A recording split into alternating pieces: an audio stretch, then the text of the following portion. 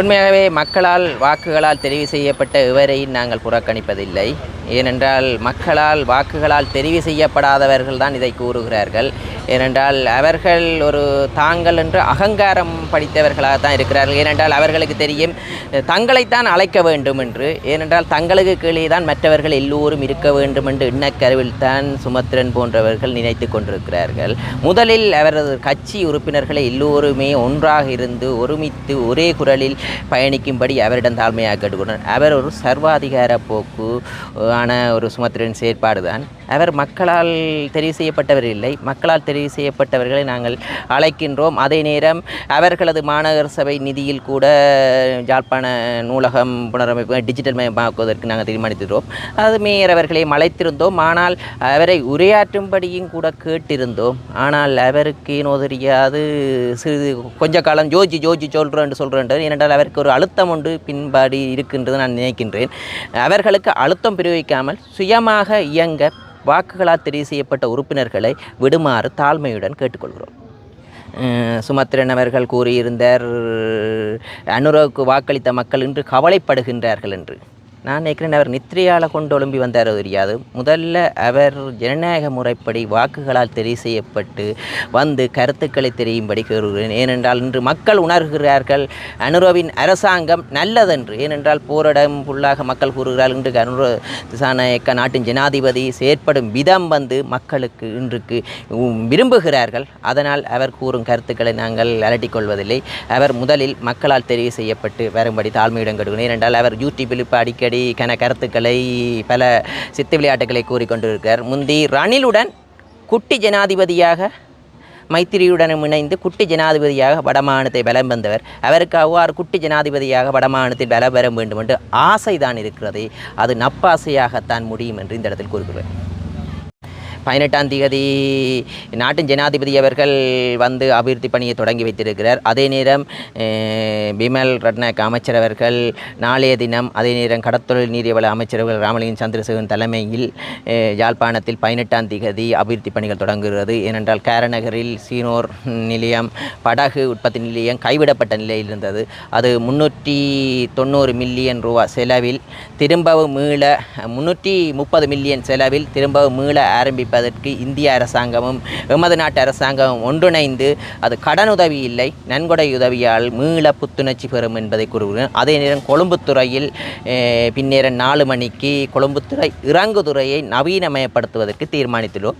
இனிமேலும் காலங்களில் தொடர்ச்சியாக எமது அரசாங்கம் என்பதென்ற வகையில் மக்களின் பணத்தை சிறந்த முறையில் அபிவிருத்திக்கு மக்களின் நலன் சார்ந்த அபிவிருத்திகளுக்கு நாங்கள் பயன்படுத்துவோம் என்று கூறிக்கொள்கிறோம்.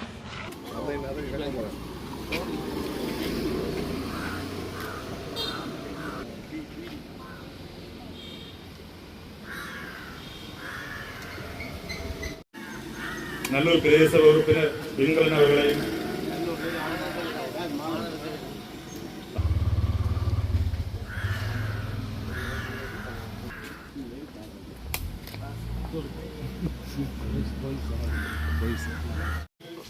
செய்வதற்கான ஆரம்ப வேலை திட்டத்திற்கு வருகை வந்திருக்கும் வீதி அபிவிருத்தி அதிகார சபையின் பணிப்பாளருக்கும் அவருடன் வந்திருக்கும் அதிகாரிகளையும் அன்புடன் வரவேற்பதோடு இளங்குமன் அவர்களையும் வரவேற்பதோடு இப்பகுதியில் இருந்து வந்திருக்கும் மக்கள் அனைவரையும் முதன் வேலைகளை ஆரம்பிப்பதற்காக வந்திருக்கும் அனைத்து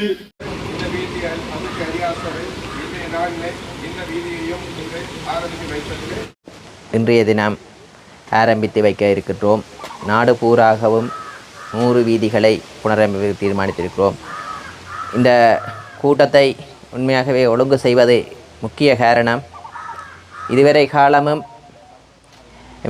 வீதி அதிகார சபை பொறியியலாளர்களுக்கும் உங்களுக்கும் மக்களுக்குமான தொடர்பு பாரியளவு இடைவிலகல் ஏற்பட்டிருந்தது. அது அரசாங்கம் தீர்மானித்திருந்தது. உண்மையாகவே இந்த பிரதேசத்தில் இருக்கின்ற உறுப்பினர்களை அமைத்து கொண்டு ஒரு குழுவை நியமித்து வீதி அதிகார சபையின் பொறியியலாளர்கள் யார் என்பதை அறிமுகப்படுத்தும் நிகழ்வுதான் இந்த நிகழ்வு. இங்கே வடமாகாணத்திற்கு பொறுப்பாக இருக்கும் வீதி அதிகார சபை பொறியியலாளர், அதே நேரம் இளங்கீரன் அவர்கள் வீதி அதிகார சபை இன்ஜினியர். ஏனென்றால் இவர்களை இந்த இடத்துக்கு வர வைத்ததற்கு காரணம், இந்த பிரதேச மக்கள் இவர்கள்தான் பொறியியலாளர்கள் என்று தெரியும். தெரியும் போது இன்றே நாங்கள் ஆரம்பிக்க முதல்லே பல பிரச்சனைகளை சொல்லுகிறார்கள். இதால் காப்பற்பட்டு அங்கே இந்த நீர் போகிறது குறைவு பிரச்சனை இருக்கின்றது. அவ்வாறென்றால் இது வீதி போடக்கு முதல்லையே நீங்கள் அவர்களுடன் கலந்தாலோசிக்கான ஒரு கூட்டமாகத்தான் இந்த கூட்டத்தை ஒழுங்கு செய்திருக்கிறோம். இது நாடு பூராகவும் இவ்வாறு செய்து வருகிறோம். எதிர்வரும் காலத்தில் இன்று நாடு ஒரு சாதாரண முன்னேற்ற பாதையை அடைந்திருக்கிறது.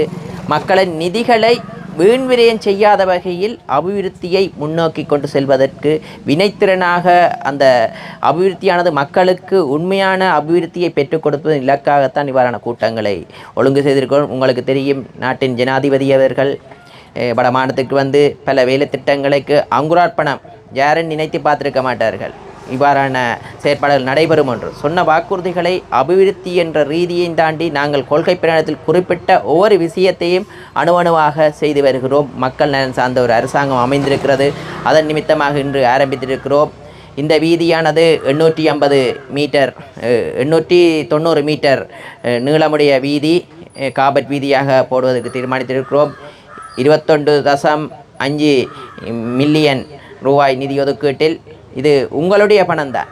இது அரசாங்கத்திட்ட பணம் என்பது உங்களுடைய பணம்தான். ஏனென்றால் நீங்கள் ஒவ்வொரு உணவுப் பொருட்கள்லையோ நீங்கள் கொள்முதல் செய்யும் பொருட்களிலும் வரியாக அறவிட்டு தான் இந்த திருச்சேரியில் சேர்கின்ற அந்த பணத்திலிருந்து தான் நாங்கள் இந்த அபிவிருத்திகளை மேற்கொள்கிறோம். இது மக்களுடைய பணம். அதனால் மக்களுக்கு தெளிவுபடுத்த வேண்டிய பொறுப்பு எமக்கு பாராளுமன்ற உறுப்பினர் என்ற வகையிலும் பிரதேச உறுப்பினர் என்ற வகையிலும் எமக்கும் எமது உறுப்பினர்களுக்கும் இருக்குது. அந்த நிமித்தமாக இந்த வீதியை புனரமைப்பதற்கு வீதி அதிகார சபை இன்ஜினியராக்கள் வந்திருக்கார். எதிர்காலத்தில் அவர்களுடன் கருத்துக்களை பகிருங்கள், குறைகளை கூறுங்கள், இப்படி செய்தால் நல்லா இருக்கும் என்று கூறுங்கள். அவர்கள் தொழில்நுட்ப ரீதியான அறிவுகளை பெற்று உங்களுக்கு தருவார்கள் இப்படி செய்தால். ஏனென்றால் இன்று அதை செய்யாவிட்டாலும் எதிர்வரும் காலத்தில் புனரமைப்பதற்கு அதை மீள கட்டியெழுப்பதற்கு ஏற்ற மாதிரி வீதிகளை வடிவமைப்பார்கள். அதுக்கான இன்றைக்கு அங்குரார்ப்பணம். அதே நேரம் எதிர்வரும் 18ஆம் தேதி கொழும்புத்துறையில் இறங்குதுறை ஒன்றை செய்வதற்கு தீர்மானித்திருக்கிறோம். உண்மையாகவே இனி வருங்காலங்களில் வேலை திட்டங்களாகத்தான் இருக்கும். இனி மக்களின் நலன் சார்ந்த வேலை திட்டங்கள் பலர் கூறினார்கள். இந்த அரசாங்கம் இன்னும் ஒன்றும் செய்யவில்லை. இப்போது எமது அரசாங்கமானது கட்டமைப்பு ரீதியாக பலமடைந்திருக்கிறது. போகத்தான் வேகம் அதிகரிக்கும். காலம் செல்ல செல்ல வேகமாக பயணிக்கிறதுக்கான நடவடிக்கை இருக்கும். அதன் நிமித்தமாக எதிர்வரும் 18ஆம் தேதி கொழும்புத்துறை பிரதேசத்தில் 240 மில்லியன் ரூபா செலவில் ஒரு இறங்குதுறை ஒன்றை புனரமைக்க இருக்கின்றோம். இதுவரை காலமும் இந்த பிரதேசத்தில் சிறந்த இறங்குதுறை இல்லை. அதை இந்த எடுத்துக்காட்டாக சிறந்த இறங்குதுறையை கொழும்புத்துறையில் 18ஆம் தேதி எமது அமைச்சர் அவர்கள் அடிக்கல் நாட்டுகிறார். அதே நேரம் காரநகரில் இருக்கும் சீனோர் மீளுருவாக்கம் செய்கின்றோம். அதுக்கு நிதி 330 மில்லியன் அரசாங்க பண்டும் ஒரு நன்கொடை கடனண்டும் இல்லை நன்கொடையாக வழங்கிய இந்திய நிறுவனத்தின் 2 அரசாங்கமும் இந்திய நிறுவனம் சேர்ந்து செய்கின்ற மீளுருவாக்கம் சீனோர் அதுவும் ஒரு புத்துணர்ச்சியில் மீள ஆரம்பிக்கப்படுகிறது. அதே நேரம் எதிர்வரும் காலத்தில் பல வேலை திட்டங்கள் வடமாகாணத்தில் ஆரம்பிப்பது தீர்மானித்திருக்கும். அதன் நிமித்தமாக இன்றைய தினம் இந்த மக்களுக்கு தெளிவூட்டும் முகமாக இந்த ஒரு ஒன்றுகூடலை ஏற்படுத்தியிருக்கிறோம். உங்களது பிரச்சனைகளை இவரிடம் கூறுங்கள்.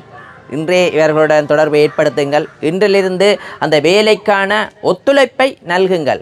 ஏனென்றால் பல பிரச்சனைகள் இருக்கலாம். எல்லாரும் வந்து கூறினா எல்லாம் பிரச்சனையாக தான் இருக்கும். அதை விட எழுத்து மூலம் ஏதாவது இருக்குமே அந்த எழுத்து மூலம் கொடுங்க, இப்படி செய்தால் நல்லா இருக்கும். அவையில் உங்களுக்கு எதிர்வரும் காலத்தில் ஒப்பீனியன் செய்துட்டு இந்த வீதியை வெகு சீக்கிரமாக ஒரு சிறந்த வீதியாக ஒரு புனர்நிபந்தனம் காபட் வீதியாக உங்களுக்கு உதயமாக இருக்கிறது.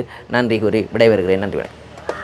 நிகழ்வினை பணிப்பாளர் அவர்களுடன் சேர்ந்து பாராளுமன்ற உறுப்பினர் அன்புடன் அழைத்து நிற்கின்றோம்.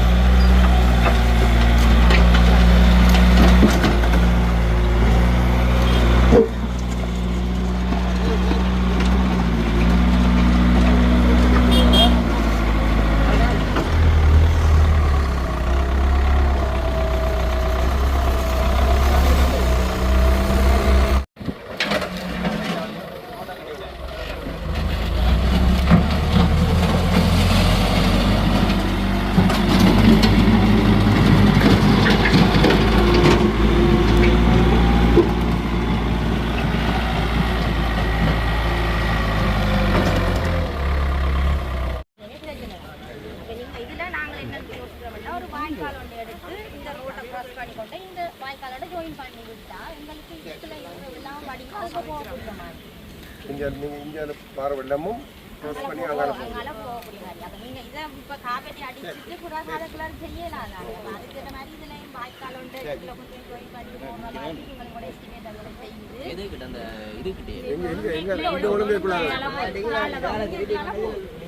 அங்கே எந்த வாய்க்கால் எங்கேருந்து வருது இந்த வாய்க்கால் வந்து இந்த ரோட்டெல்லாம் கிராஸ் பண்ணுது இந்த முன்னு போதில்லை இந்த ரோட்டு அதெல்லாம் கிராஸ் பண்ணுது அப்போ இதையும் அப்படி எடுத்து அதோட க்ளோஸ் பண்ணுங்க அதுல ஒரு பேக்கால் இருக்கு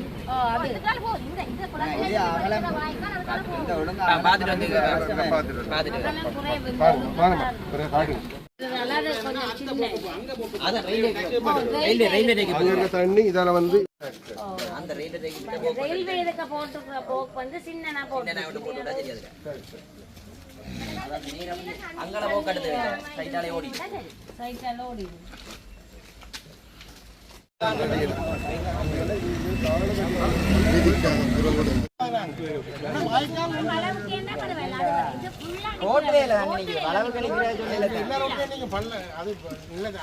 தன்மைக்கு ஏற்ற மாதிரி நாங்கள் ரோட்டோட இது போட்டு ரெண்டு பக்கம் பண்ணாங்க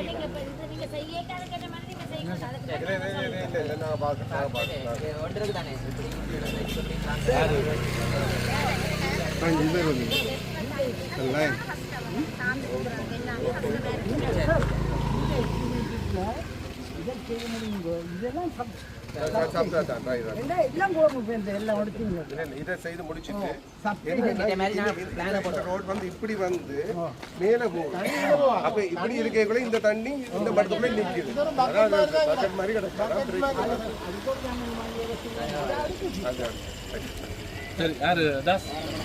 குறிப்பாக தேசிய மக்கள் சக்தி அரசாங்கத்தின் கீழான அபிவிருத்தி திட்டங்களின் போது வந்து உள்ளூராட்சி மன்ற தவிசாளர்கள் மற்றும் பாராளுமன்ற உறுப்பினர்களுக்கு வந்து எதுவுமே எதிர்க்கட்சி பாராளுமன்ற உறுப்பினர் எதுவுமே சொல்லப்படுவதில்லை என்று சொல்லி ஒரு குற்றச்சாட்டை சுமந்திரன் அவர்கள் விடுத்திருக்கிறார். இது சம்பந்தமாக உங்களுடைய நிலைப்பாடு? உண்மையாகவே மக்களால் வாக்குகளால் தெரிவு செய்யப்பட்ட எவரையும் நாங்கள் புறக்கணிப்பதில்லை.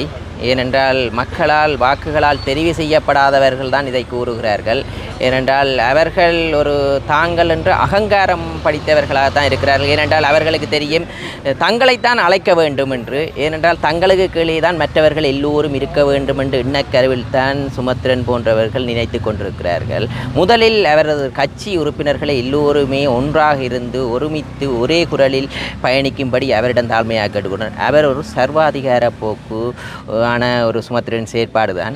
அவர் மக்களால் தெரிவு செய்யப்பட்டவர் இல்லை. மக்களால் தெரிவு செய்யப்பட்டவர்களை நாங்கள் அழைக்கின்றோம். அதே நேரம் அவர்களது மாநகர சபை நிதியில் கூட யாழ்ப்பாண நூலகம் புனரமைப்பு டிஜிட்டல் மயமாக்குவதற்கு நாங்கள் தீர்மானித்திருந்தோம். அது மேயர் அவர்களையும் அழைத்திருந்தோம். ஆனால் அவரை உரையாற்றும்படியும் கூட கேட்டிருந்தோம். ஆனால் அவருக்கு ஏனோ தெரியாது சிறிது கொஞ்ச காலம் ஜோஜி சொல்கிறேன். ஏனென்றால் அவருக்கு ஒரு அழுத்தம் ஒன்று பின்பாடி இருக்கின்றது நான் நினைக்கின்றேன். அவர்களுக்கு அழுத்தம் பிரயோகிக்காமல் சுயமாக இயங்க வாக்குகளால் தெரிவு செய்யப்பட்ட உறுப்பினர்களை விடுமாறு தாழ்மையுடன் கேட்டுக்கொள்கிறோம்.